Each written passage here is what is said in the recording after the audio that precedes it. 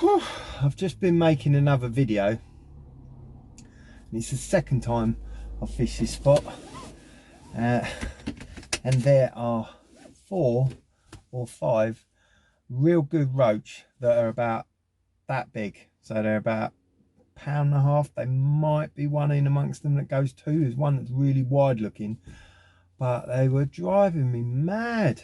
I was fishing maggot, they were tucked up. There was about, I had a bit of a wade in the spot afterwards. There was about a metre of undergrowth that they could hide in, and if you hook one, I didn't hook any roach, but if you hook a chub or a perch or something, they'd bugger off in there, and then every now and then the roach would just drift out, maybe take 1 or 2 feeds, and then just disappear. And there was loads and loads of tiddlers all the time. I was just maggot fishing. I really felt like I wanted bread or something like that, because I saw the roach a few times. The roach went right up to the maggot, and the maggot's like that, and they look, they definitely see the hook and didn't want to know. So I think I need a bigger bait to hide the hook in, because I did go down to a 20. That's the second time I've been at them. The first time I did hook, there was only one in there that day. I did hook one of them, and I lost him, and I tried not to cry. That sort of thing really does upset me, because I was fishing really hard for him. But this will make part of a video, I think, if I catch one. I don't know. I'm not sure I want to tell you guys where I think there might be a £2 roach. It's not. Maybe I'll release it in a year or 2. The other really bad thing about that spot and those roach is they live in amongst about 4 or 5 chub, and the chub are a lot easier to catch than the roach. You've almost got to set out to catch the chub, and I know last time I actually hooked the roach, set out to catch the chub, and then you got more of a chance to get the roach. Because when I hooked the roach last time, there was only 1 chub left in there, and the rest of them I had all in my net. So I don't know, it's going to bother me. This is really going to bother me. Go on then, girls. Thinking about these roach, on a Facebook group on that bit of water, or that river, a lot of people have been saying it's a lot better with a bit of colour, which would tempt those roach, make it a little bit easier. And there is a bit of rain this week, but come on, girls, come on. But the problem is, the spot where they're all hiding is on the near bank and upstream, which is really quite difficult to fish. So you can't fish on the other bank, it's private.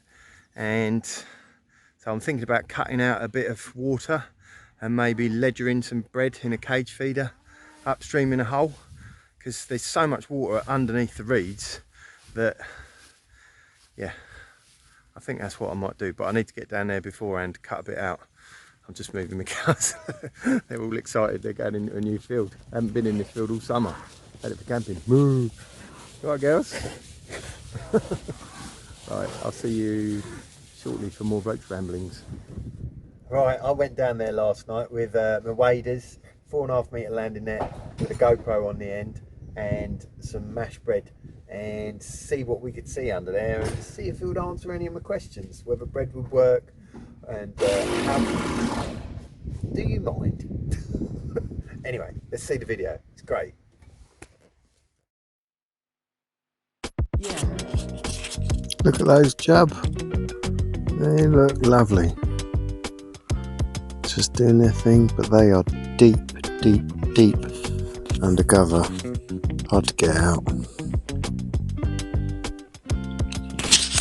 Right, there's our first roach, but it looks like a chub from behind. It's quite weird. It's got a black tail, but it definitely looked like a roach at first. Very strange. Is that a roach? Yeah, that's a roach. That's definitely a roach. Beautiful looking. There's another one. There's 3 or 4 there. I don't know what sort of size they are. I haven't caught one, but I'd say they're all well over £1 pound.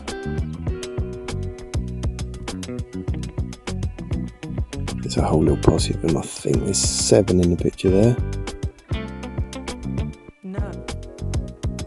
Oh, it's exciting. Oh, that one's got a split fin. He's quite distinctive, that one. There's one with a split dorsal. What is Mr. Chubby checking out the GoPro?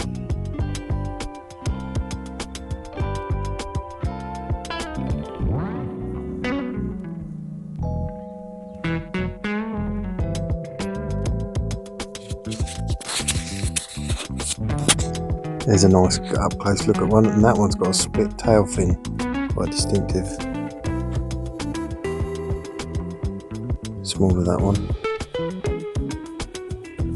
It's amazing how close you can get to them, but you couldn't exactly suss exactly where they were until the end.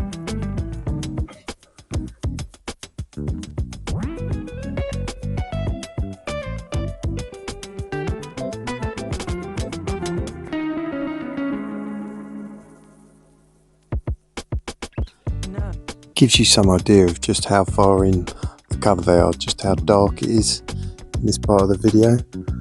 This was right against the reeds, and it's a good, I'd say at least 3-4 foot back from the water that you can actually fish.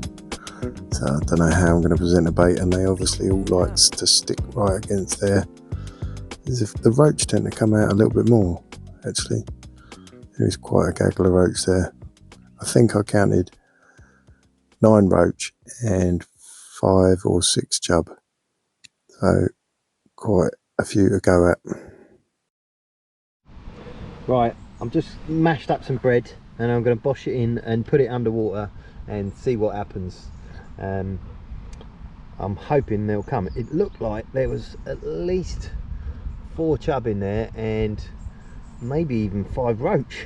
Woohoo! That'll be good. But we'll see how they react to the bread. This will be interesting.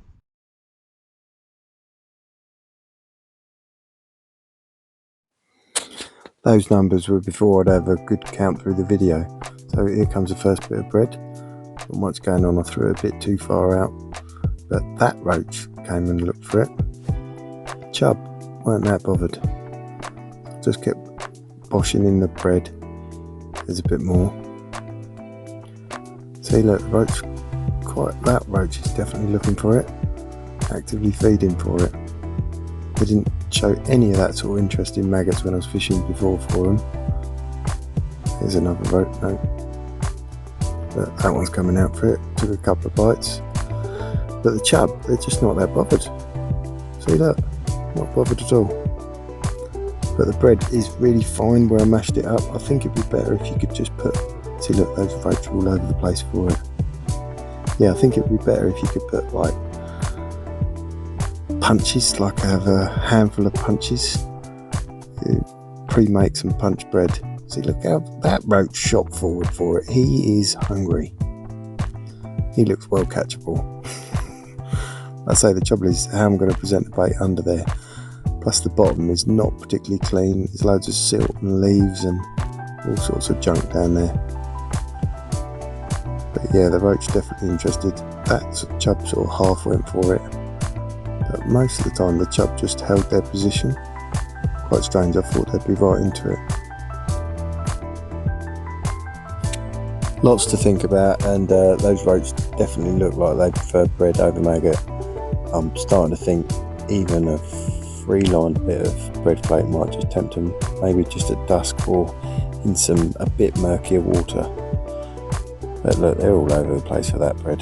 They definitely like bread. Where's that chub? He's not bothered.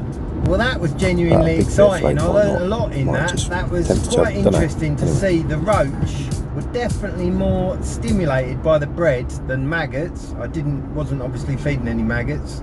And interestingly, the chub weren't that bothered by the bread, which was really good. The roach were actively coming out, and the chub was staying in, which was quite weird because when I was watching them fishing, it was the other way around with maggots. The chub were coming out chasing maggots, and the roach were not even bothered. But those roach were, you see in that footage, they were coming in and out and having a go. They are still tucked under a reed bed by 2-3 foot, so I'm not quite sure how I'm going to get around that one. But bread is definitely the answer to, or is another piece to the puzzle. I think bread is the bait. Now we just got to devise the method.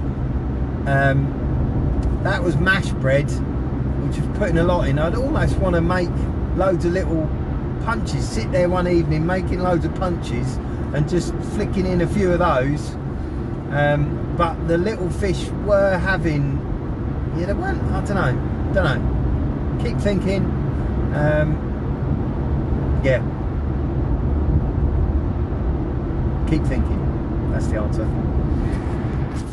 So yeah, roach ramblings. I'm going to bring this video to an end, but this is not the end of this little story. I'm going to go back there and try and catch them in part 2, but part 1 was well worth working out the bread. That's definitely the way forward, and having a good think about it. The tactics, I'm probably going to go float fishing with bread because I like float fishing.